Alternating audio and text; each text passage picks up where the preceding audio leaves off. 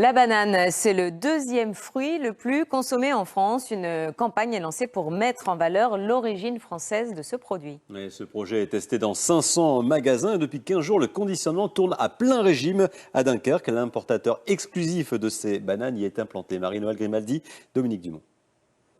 Ce ruban bleu-blanc-rouge, impossible de ne pas le remarquer. Testé depuis un mois dans cette grande surface, l'emballage ne laisse pas indifférent. Ça vous semble bizarre? Oui.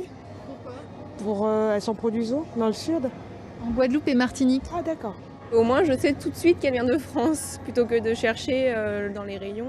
Même si elles sont plus chères, je les prendrai, c'est certain. Parce que c'est français? Oui.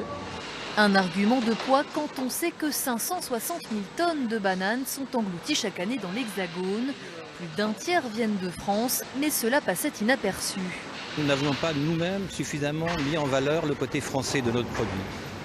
Aujourd'hui, avec ce ruban bleu-blanc-rouge vraiment très identifiable, on a la possibilité d'expliquer aux consommateurs que ce produit doit être valorisé, qu'il est produit à 8000 km, que des planteurs en Guadeloupe et en Martinique prennent beaucoup de soin à le produire. Pour le moment, moins de 3% des bananes d'outre-mer arborent le ruban tricolore.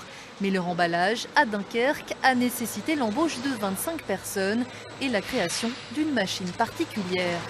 On met 2 mousses pour mieux protéger la banane. Nous, on est obligé de faire avec un fruit qui ne roule pas, donc la banane est très fragile, contrairement à ce qu'on pourrait croire. Alors, on a mis à peu près 3 mois en usine, avec beaucoup d'allers-retours avec les fabricants. On s'est inspiré de machines qui existaient sur le poireau pour les transformer pour la banane. Ça suit, le produit est beau? Oui. Pour le consommateur, plus besoin de peser les fruits. Désormais, les bananes sont vendues à la pièce avec un code barre, ce qui évite les dégradations liées à la vente en vrac. Les clients viennent, ils choisissent ce qu'ils ont besoin, donc bien souvent ils dégrafent la banane. Après nous on se retrouve avec un peu de casse, on dit que là il n'y a plus du tout de casse, il n'y a plus rien. Revers de la médaille, le prix, car ces bananes sont généralement vendues de 15 à 20% plus cher.